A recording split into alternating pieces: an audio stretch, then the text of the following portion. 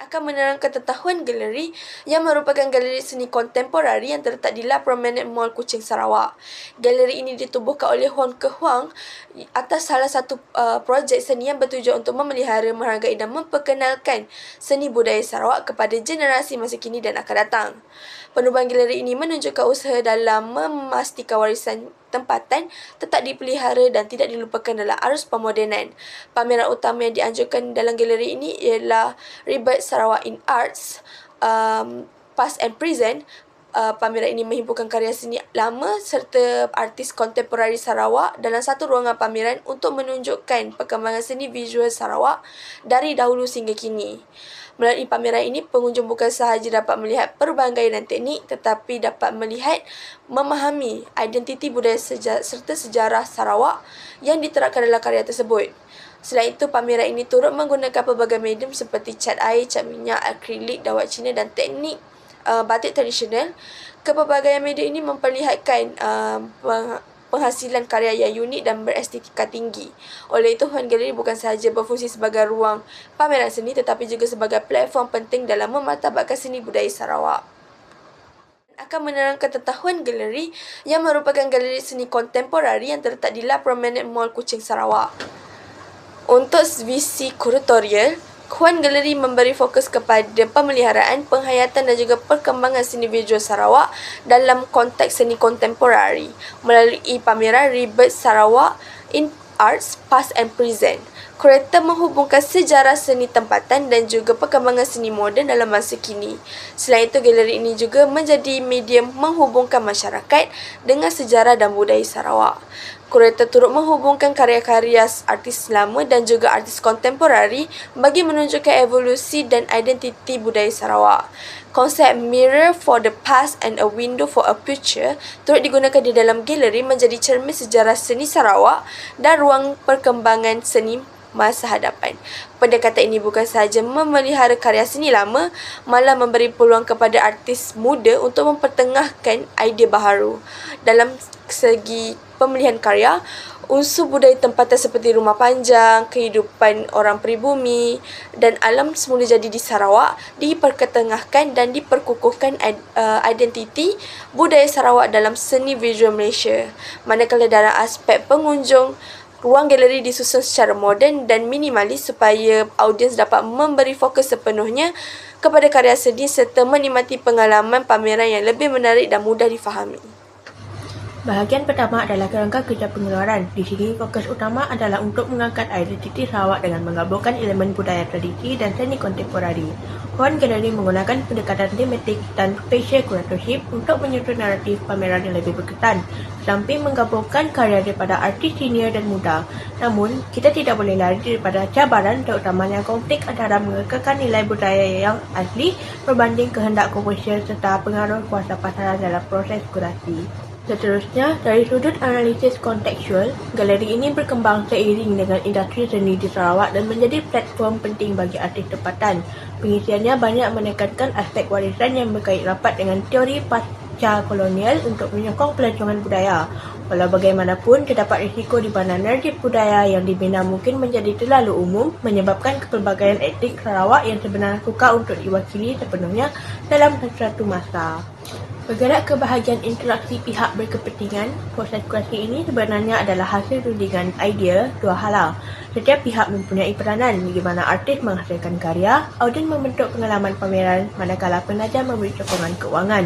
Perlu diingat bahawa kurasi bukanlah proses yang natural, sebaliknya ia adalah hasil rundingan yang kompleks antara kuasa ekonomi, identiti dan accessibility maklumat kepada audiens. Kesimpulan untuk bahagian A ini ialah Huan Gallery telah membuktikan peranannya sebagai bukan sahaja galeri biasa tetapi sebagai institusi seni yang memelihara memori kolektif dan mempromosikan seni visual Sarawak ke tahap yang lebih tinggi. Usaha ini sangat penting dalam memastikan ekosistem industri kreatif negeri ini terus berkembang dan relevan.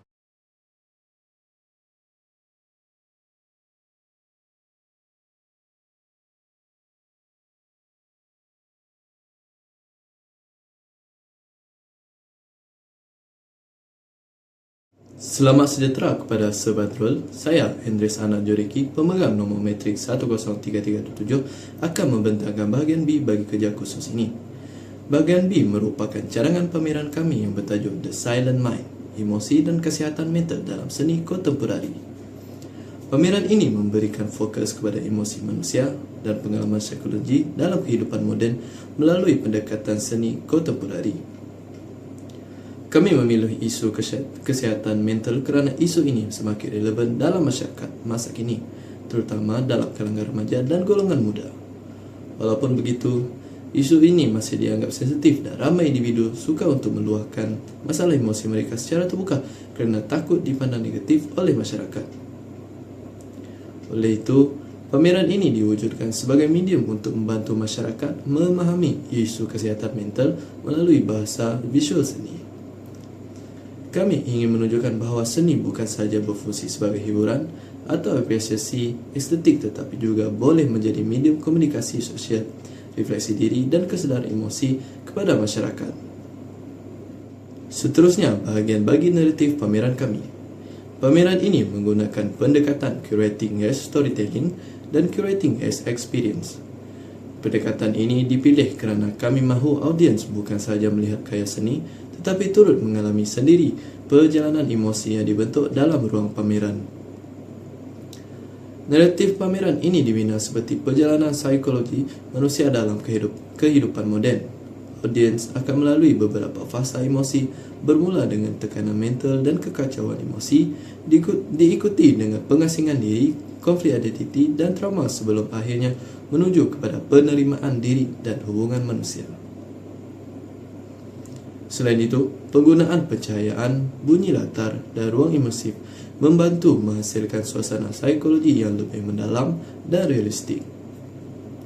Sebagai contoh, sesetengah ruang menggunakan bunyi degupan jantung, suara bisikan dan pencahayaan malam bagi menghasilkan suasana tekanan, emosi dan anxiety kepada pengunjung.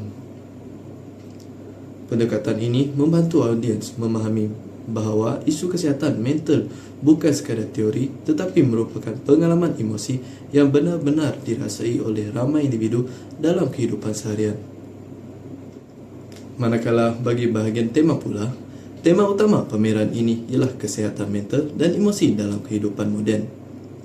Tema ini memberi fokus kepada pelbagai pengalaman psikologi manusia seperti trauma, anxiety, kesunyian hidup, overthinking dan konflik emosi yang sering dialami oleh masyarakat masa kini. Kami memilih tema ini kerana tekanan hidup moden seperti masalah akademik, kewangan, pekerjaan dan hubungan sosial memberi kesan besar terhadap kesihatan mental individu. Namun begitu, ramai individu masih suka untuk meluahkan perasaan mereka secara terbuka. Oleh itu, seni ini digunakan sebagai medium untuk menyampaikan emosi dan pengalaman psikologi secara visual. Melalui karya seni, audiens dapat memahami emosi seperti ketakutan, kesedihan dan tekanan tanpa perlu menggunakan komunikasi secara langsung. Selain itu, pameran ini juga bertujuan untuk meningkatkan kesedaran sosial terhadap kepentingan kesihatan mental dan menggalakkan empati dalam masyarakat. Seterusnya adalah bahagian pemilihan artis dan karya. Antara karya utama yang dipilih ialah The Scream oleh Edward Munch yang melambangkan anxiety, ketakutan dan tekanan emosi manusia melalui ekspresi visual yang dramatik. Wajah figura yang menjerit dalam karya ini memberi gambaran tentang keadaan emosi manusia yang tidak stabil dan penuh tekanan.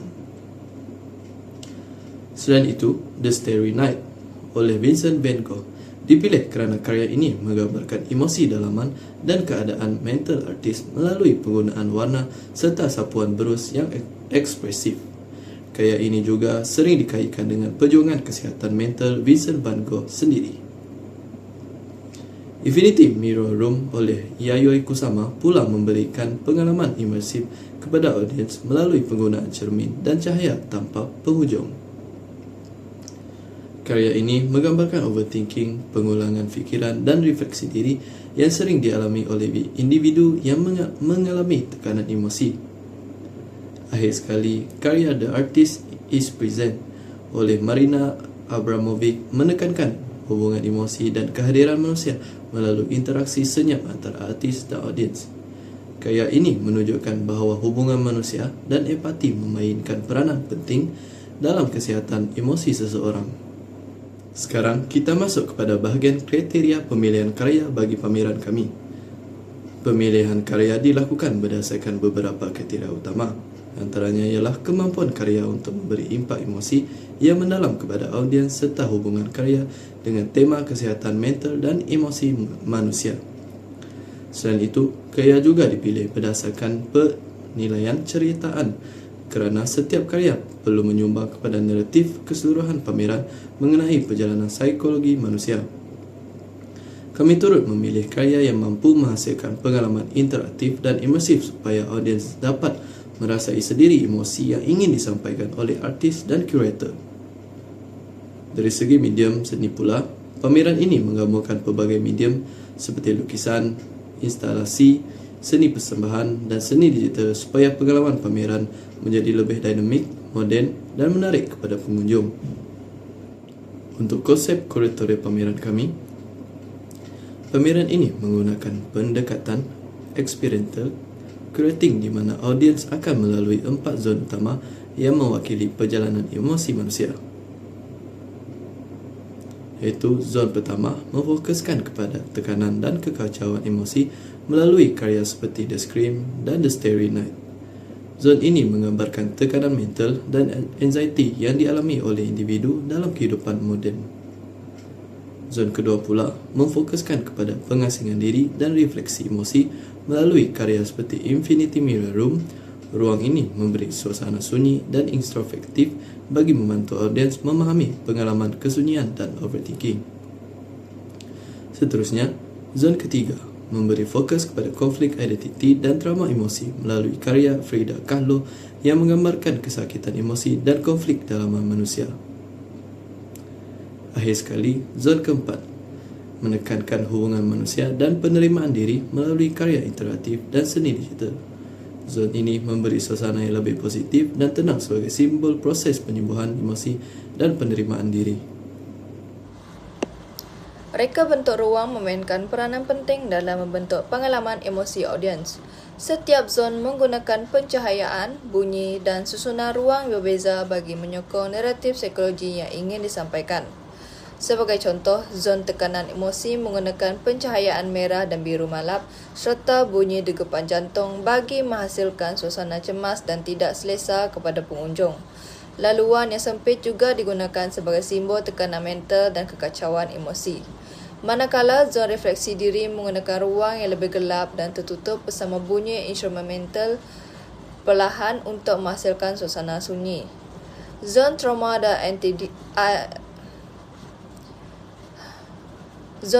dan identiti menonjolkan cermin yang retak, pencahayaan malap dan bunyi latar bagi menggambarkan trauma, konflik identiti dan tekanan emosi yang dialami seseorang individu.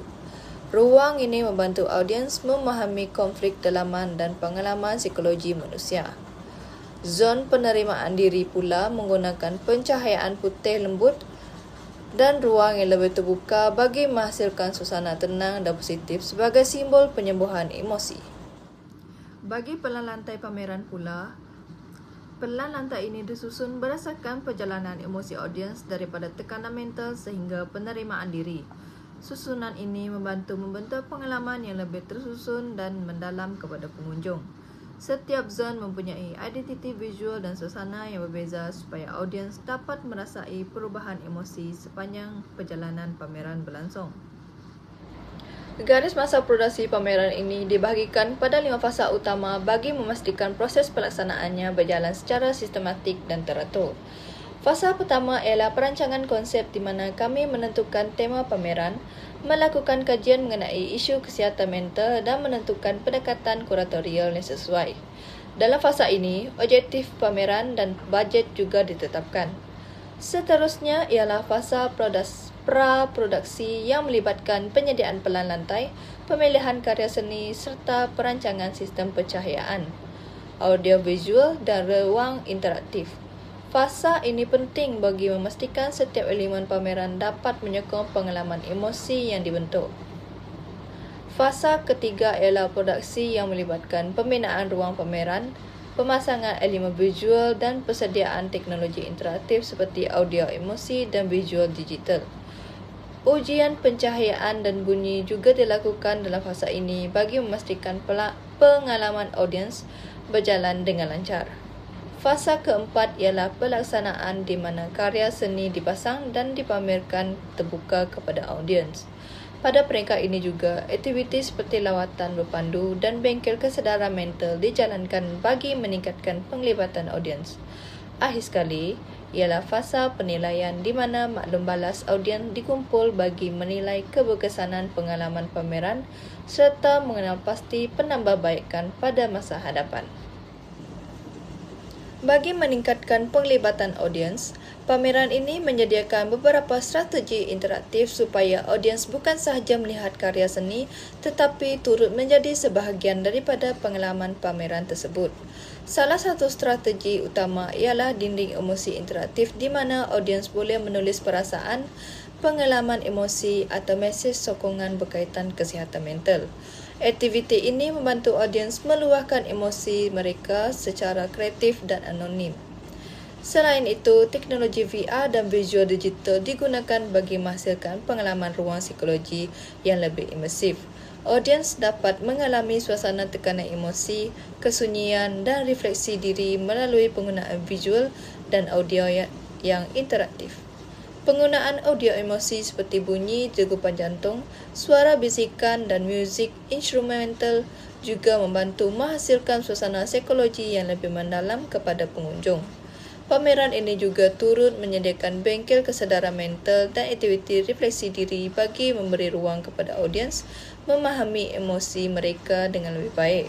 Lawatan berpandu bersama kurator juga disediakan bagi membantu pengunjung memahami konsep, naratif dan mesej pameran secara lebih mendalam. Semua strategi ini digunakan bagi memastikan penglibatan audiens menjadi lebih aktif, interaktif dan inklusif kepada semua lapisan masyarakat. Pameran ini turut menitik beratkan aspek etika dan tanggungjawab sosial bagi memastikan isu kesihatan mental dipersembahkan secara sensitif dan beretika kepada audiens. Amaran kandungan sensitif disediakan pada karya tertentu yang menyentuh isu trauma, tekanan emosi dan gangguan psikologi supaya audiens dapat membuat pilihan sama ada ingin meneruskan pengalaman tersebut atau tidak. Selain itu, privasi audiens juga dijaga terutama dalam ruang interaktif yang melibatkan perkongsian emosi dan pengalaman peribadi. Semua maklumat atau tulisan audiens dikendalikan secara anonim dan beretika. Dari segi kebolehcapaian, pameran ini menyediakan laluan mesra OKU, audio, visual dan teks yang mudah difahami supaya audiens dapat menikmati pengalaman pameran secara selesa dan selamat. Pameran ini juga menekankan konsep inklusif di mana semua lapisan masyarakat tanpa mengira umur atau latar belakang dapat terlibat dan memahami mesej yang ingin disampaikan. Dari aspek kelestarian pula, penggunaan teknologi digital membantu mengurangkan penggunaan bahan cetakan fizikal seperti poster dan browser. Selain itu, beberapa elemen ruang dan bahan pameran juga boleh digunakan semula untuk mengurangkan pembaziran bahan. Secara keseluruhannya, The Silent Mind bukan sahaja merupakan sebuah pameran seni kontemporari tetapi juga medium komunikasi emosi dan kesedaran sosial kepada masyarakat mengenai isu kesihatan mental. Melalui pendekatan storytelling dan experiential curating, audiens bukan sahaja melihat karya seni tetapi turut mengalami sendiri perjalanan psikologi dan emosi manusia melalui ruang, bunyi dan visual interaktif. Pameran ini juga membantu masyarakat memahami bahawa isu kesihatan mental merupakan realiti yang dihadapi oleh ramai individu dalam kehidupan moden dan memerlukan empati serta kesedaran sosial daripada masyarakat.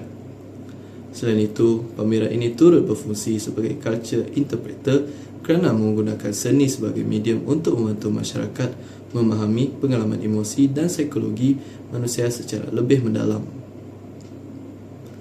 Dalam konteks ini, kurator bukan sahaja bertindak sebagai penyusun karya seni tetapi juga sebagai komunikator yang menyampaikan mesej sosial dan membina pengalaman emosi kepada audiens melalui pendekatan kuratorial yang interaktif dan imersif.